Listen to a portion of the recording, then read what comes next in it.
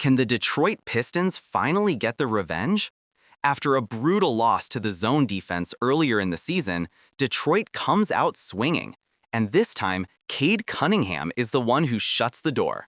Stick around, because we're breaking down how the Pistons dismantled the zone and put on an offensive masterclass.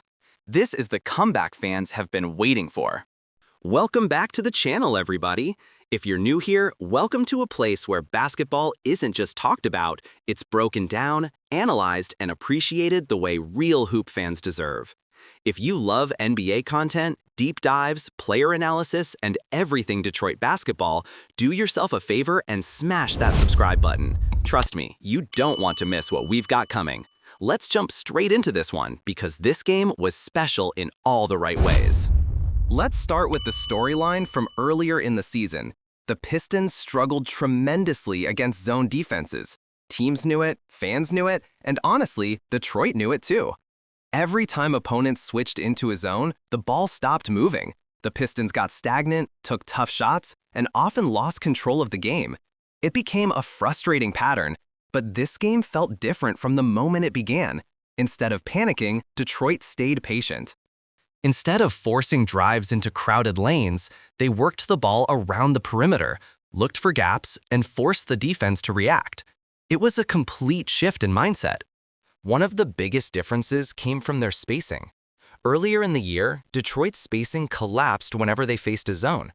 Players drifted too close to each other, making it easy for defenders to guard multiple threats at once. But in this matchup, the Pistons kept the floor wide open. Shooters stayed ready, cutters stayed active, and the team constantly shifted the defense with quick passes. This kind of discipline is what breaks down a zone, and the Pistons executed it beautifully. And let's give credit where it's due. The coaching adjustments were spot on. Detroit used off-ball screens to free shooters on the wings, especially when the zone defenders tried to collapse on drives. They attacked the soft spots near the free throw line, sent cutters through the baseline, and forced the defense to make choices. Every time the defense stepped up, Detroit hit the open shooter. Every time the wings overplayed, someone slipped behind the zone. That's how you beat a zone with brains, not just brute force. And the Pistons showed a basketball IQ tonight that we hadn't seen consistently this season. But even with the team's improved structure, the heartbeat of this win was Cade Cunningham. This is the Cade Detroit drafted for moments like these. When the clock got tight, when the pace slowed down, and when every possession mattered, Cade took control of the floor like a seasoned veteran. His confidence has grown tremendously, and it shows in every decision he makes. Early in the game, Cade focused on getting his teammates involved. He read the zone defense perfectly, making skip passes, feeding cutters, and keeping the ball alive. But once the defense started adjusting, Cade switched gears. Suddenly, it wasn't just about facilitating, it was about taking over. And taking over is exactly what he did. Cade attacked the high gaps in the zone, hit pull-up jumpers, and forced defenders to collapse on him. And once they did, it opened everything for his teammates. This kind of read and react playmaking is what separates good guards from elite ones. Cade Cunningham is showing us that he's crossing that threshold. The poise, the patience, the timing, it all clicked. But the most electrifying moment came in the final minutes of the game. With under 30 seconds on the clock, the Pistons needed a bucket. The zone defense tightened up, and it looked like Detroit might be forced into another tough shot. But Cade had other plans. He took the ball at the top of the key, surveyed the defense, used a subtle hesitation move to freeze the defender, created just enough separation, and drilled a cold-blooded jumper right in the defender's face. The arena erupted. The bench exploded. And the message was sent. Cade Cunningham closes games, period. These are the kinds of plays that define franchise players. When everyone else feels the pressure, guys like Cade step into the moment.